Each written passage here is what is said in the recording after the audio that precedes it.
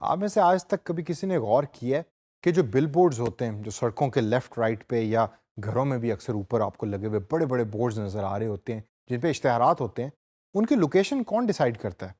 आप एक रोड पे जा रहे हैं, एकदम आपने देखा कि वो गोल चक्कर आया, राउंड अबाउट आया, उसमें 8 से 10 बड़े बड़े बिल बोर्ड्स लगे हुए हैं और थोड़ा सा आप आगे गए और वहाँ ज़ीरो बिल बोर्ड है, कोई भी बिल बोर्ड नहीं लगा हुआ। तो who is deciding these locations? Marketeers जो होते हैं वो पहले रिसर्च करते हैं और देखते हैं कि जो कस्टमर्स हैं वो कौन सी सड़क लेते हैं, किस जगह उनकी गाड़ी रुकती है। जब गाड़ी रुकती है तो उनका जो उनकी नज़र है वो किस जगह ठहर रही है। अगर हम उनके राइट के ऊपर बोर्ड लगाएंगे तो क्या वो ज़्यादा इफेक्टिव है, या लेफ्ट पे अगर बोर्ड लगाएं तो वो ज़्यादा इफेक्टिव है। आजकल आपने अक्सर देखा होगा, जो लाहौर के अंदर बड़ी कॉमन अब ये चीज़ है कि very high bright light TVs जो हैं वो बिलबोर्ड की शक्ल के अंदर डिफरेंट सिग्नल्स के ऊपर नस्ब किए गए हैं, जिन पे कंपनी जो है वो अपनी वीडियो एडवर्टाइजमेंट चला रही होती हैं। इसी तरीके से रोड के राइट या लेफ्ट के ऊपर मोबाइल फ़ोन की शक्ल के अंदर जो है वो वीडियो एड्स चलाने के लिए डिफरेंट स्क्रीन्स भी नस्ब की हुई, जो बिलबोर्ड की एक शेप और फॉर्म है। और ये सारी रिसर्च बेस के ऊपर हो रही होती है। कि अगर आप लाहौर के लिंक रोड के ऊपर जा रहे हैं तो उस पे आपको बेतहाशा, या कलमा चौक के करीब है तो बेतहाशा आपको वो छोटी स्क्रीन नज़र आएंगी जिसके ऊपर वीडियोस चल रही हैं। क्योंकि हो सकता है कि मार्केट ये सोचते होंगे यहाँ चूँकि ट्रैफिक ब्लॉक ज़्यादा होती है तो गाड़ी ज़्यादा रुकती है, तो इसी वजह से जो कस्टमर है वो इधर खड़ा होके इस पर्टिकुलर बिलबोर्ड को या उस वीडियो को देखेगा और उस वीडियो को देखने के बाद उस पर्टिकुलर ब्रांड को विजिट करेगा। तो जो कंपनीज़ होती हैं डिफरेंट, वो फिर एडवर्टाइजमेंट एजेंसी को पैसे देती हैं और अपना इश्तिहार उस बिलबोर्ड पे चलाती हैं या उसकी वीडियो देती हैं और वीडियो चलवाती हैं। अब ये तो होगा सारा ट्रेडिशनल की कहानी कि ट्रेडिशनल बिलबोर्ड्स कैसे होते हैं।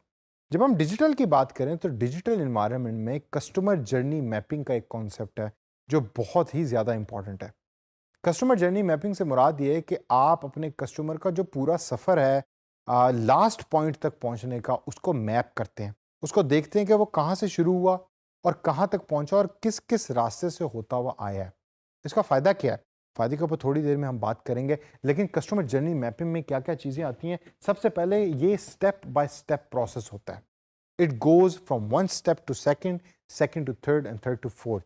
आप कभी भी कोई स्टेप दरमियान में से स्किप नहीं कर सकते। आपने देखना होता है कि फॉर एग्जांपल रात के 2:30 बजे एक कस्टमर है, उसने आपके ऑनलाइन स्टोर से टी-शर्ट खरीदी है।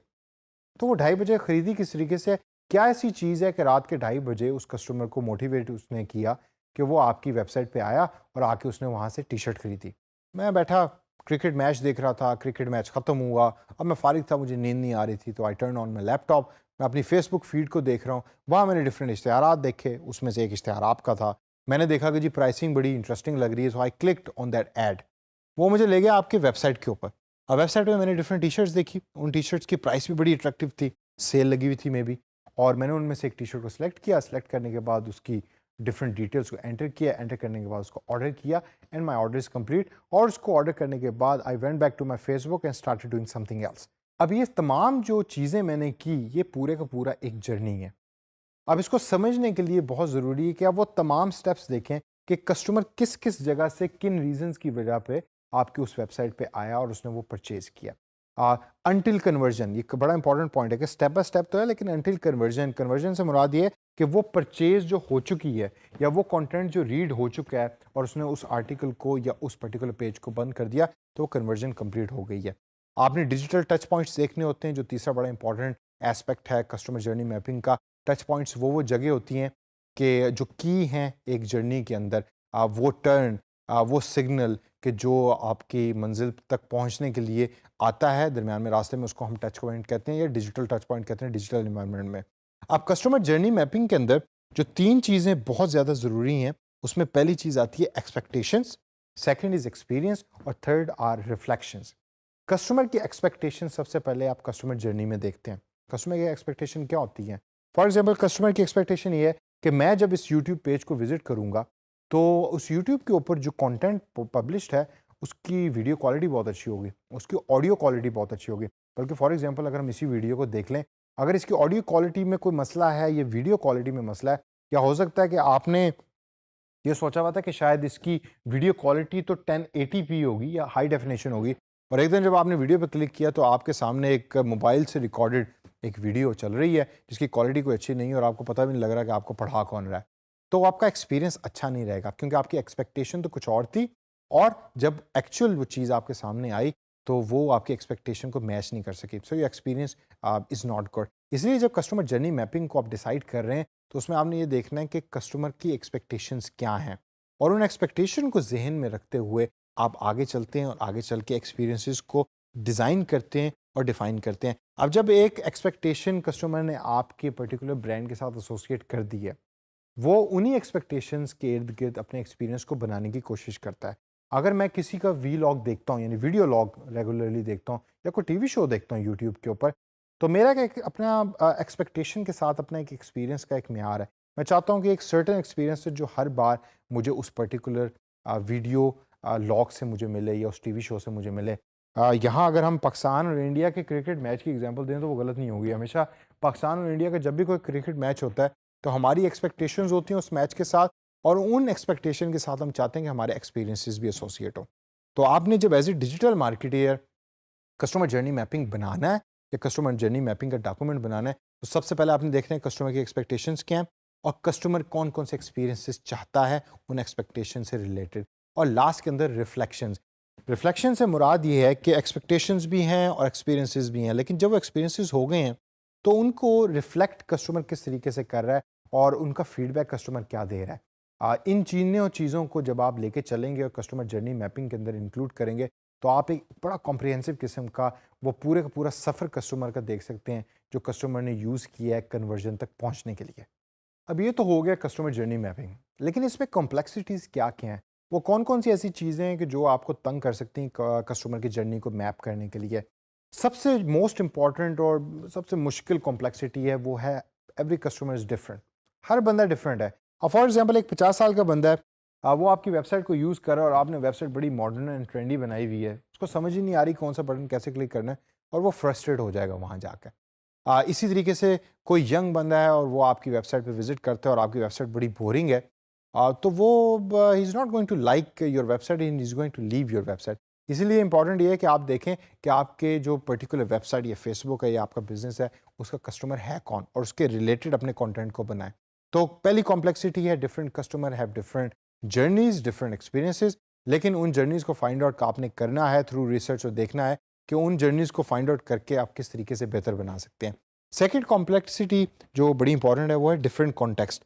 हो सकता है जब मैंने टी शर्ट खरीदी है तो मैं घर पे बेड पे बैठा हूँ, खाना खा के हटा हूँ रात के 2 बजे और मैं because I did not have anything else to do, तो that's why I went ahead और मैंने आपकी शॉप से शॉपिंग की है। जबकि दूसरे साइड के ऊपर वही टी शर्ट किसी ने दोपहर 3 बजे खरीदी है, वो ऑफिस में बैठा है, कोई काम नहीं कर रहा, बैठा बोर हो रहा था, तो उसने वो अपने ऑफिस कंप्यूटर के ऊपर जाके आपके ऑनलाइन स्टोर पे विजिट किया और जाके चीज़ों को खरीदा। उसका कॉन्टेक्स्ट और है, मेरा कॉन्टेक्स्ट और है। तो इसी वजह से आपने ये देखना है और यही कॉम्प्लेक्सिटी है कि डिफरेंट कस्टमर्स का डिफरेंट कॉन्टेक्स्ट होगा, उन कॉन्टेक्स्ट को आपने फाइंड आउट करना है और फिर ये देखना है कि ऐसे ग्रुप्स बन जाएंगे कि जिनमें रात को लेट परचेजर्स होंगे, दोपहर को परचेज करने वाले होंगे, दिन के अंदर स्पेशली अगर फीमेल परचेज दिन में करें तो उनकी एक अपना कॉन्टेक्स्ट है जिसके अंदर परचेज कर रहे हैं। और इन तमाम कॉम्प्लेक्सिटीज से गुजरने के बाद ही आप कस्टमर जर्नी को अच्छे तरीके से बना सकेंगे। अब ये तमाम चीज़ें जो मैंने आपको बताई हैं, इसके बाद एक क्वेश्चन ये आता है कि भाई कस्टमर जर्नी जो है वो इतनी इंपॉर्टेंट है क्यों?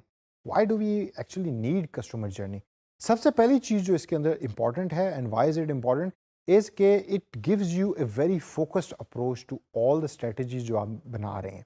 डिजिटल मार्केटिंग की तमाम वो स्ट्रेटजी जो आपने बनाई हैं, जिसको आपने इम्प्लीमेंट करना है, उसके रिजल्ट आप एक्सपेक्ट कर रहे हैं, उसको एक फोकस्ड व्यू और फोकस्ड वे दे देता है। फोकस्ड वे से मुराद ये है कि आपको पता लगेगा कि आपका कस्टमर कहाँ स्टॉप करेगा, कौन सी जगह के ऊपर क्लिक करेगा, उसकी नज़र आपकी वेबसाइट पे सबसे पहले किस चीज़ पे जाके ठहर रही है। वो तमाम चीज़ें आप अपने कस्टमर के इर्द गिर्द उसको चेंज करेंगे और उसके एक्सपीरियंस को बेहतर बनाएंगे। सेकंड जो पॉइंट है वो है पर्सनलाइजेशन का। जब आपको ये पता लगे कस्टमर को पसंद क्या है तो आप उसको पर्सनलाइज कर देते हैं उस पर्टिकुलर कस्टमर के रिलेटेड, और इसका आपको फ़ायदा इस वजह से होता है क्योंकि जब भी वो कस्टमर आपके उस प्लेटफॉर्म पे विजिट करेगा वो ये समझेगा कि भाई ये प्लेटफॉर्म तो इन्होंने मेरे लिए ही बनाया है, तो इस वजह से मैं इस कस्टमर या इस पर्टिकुलर कंपनी का कस्टमर सारी ज़िंदगी रहूँगा। एप्पल की वेबसाइट अपने कंप्यूटर के ऊपर ओपन करें और ज़रा देखें कि एप्पल की जो वेबसाइट है उसका ओवरऑल फील आपको क्या मिलता है। क्या आपको मज़ा आता है उसकी वेबसाइट विजिट करने के बाद, या यू आर कंफ्यूज कि किस बटन को किस जगह पे क्लिक करना है और उसको क्लिक करने के बाद क्या होगा। अब एप्पल की विजिट करने के बाद वेबसाइट को, आप सैमसंग की वेबसाइट को विजिट करें और आप मुझे बताएं कि कौन सी ऐसी वेबसाइट है which was easier to navigate और उसमें आपको एक पर्सनलाइज्ड फीलिंग मिली, आपको एक अपनापन नज़र आया और आपको मज़ा आया उस वेबसाइट को ट्रैवल करने के बाद या विजिट करने के बाद। और लास्ट पॉइंट जो है वो है इम्प्रूव एक्सपीरियंस का। ये तमाम चीज़ें करने के बाद आपका ऑब्जेक्टिव होता है कि कस्टमर का या यूज़र का एक्सपीरियंस इंप्रूव हो रहा हो। और जब आप कस्टमर जर्नी मैपिंग बना लेते हैं और कर लेते हैं, एक मैप बना लेते हैं कस्टमर की जर्नी का, तो एक्सपीरियंसेस को इम्प्रूव करना फिर काफ़ी आसान हो जाता है, क्योंकि आपको ये पता होता है कि कस्टमर की एक्सपेक्टेशन क्या है। उन एक्सपेक्टेशन को इम्प्रूव करने के लिए आपको ये भी पता होता है कि कौन कौन से ऐसे एक्सपीरियंसेस हैं जो मैंने देने हैं। लास्ट के अंदर सेशन को ख़त्म करने से पहले how to actually do all of these things जो मैं आपको बता रहा हूँ, डिफरेंट उसके वेज हैं।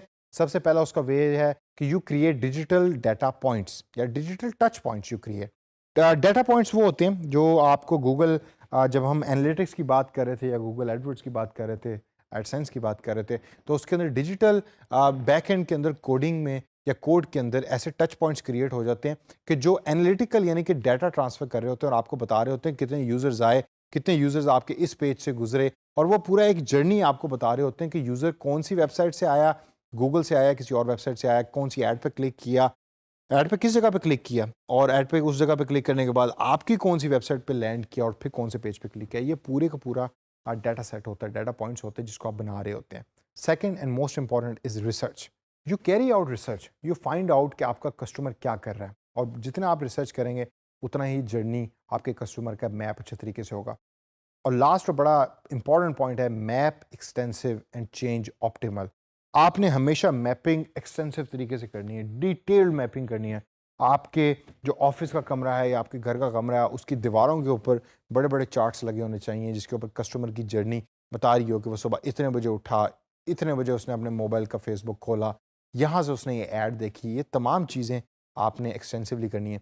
लेकिन चेंज ऑप्टिमल, ऑप्टिमल का मुराद है कि सिर्फ उन चीज़ों को चेंज करें जिसका इफेक्ट आना है। ऐसा ना हो कि आप चेंज भी एक्सटेंसिव कर रहे हैं और मैप भी एक्सटेंसिव कर रहे हैं, तो अगेन वो हॉच पॉच क्रिएट हो रहा है, कस्टमर को भी समझ नहीं आ रही और आपको भी समझ नहीं आ रही, तो ना आपका यूज़र बढ़ रहा है और आपकी तमाम वो एफर्ट जो आप लगा रहे हैं वो रायगां जा रही हैं। तो कस्टमर जर्नी मैपिंग, इसको आपने समझना है, इसको आप कोशिश करें कि जितना ज़्यादा प्रैक्टिस कर सकें और उसके बाद इंटीग्रेट कर सकें, उसको इंटीग्रेट करें। यह आपके एक्सपीरियंस को बहुत बेहतर बनाएगी।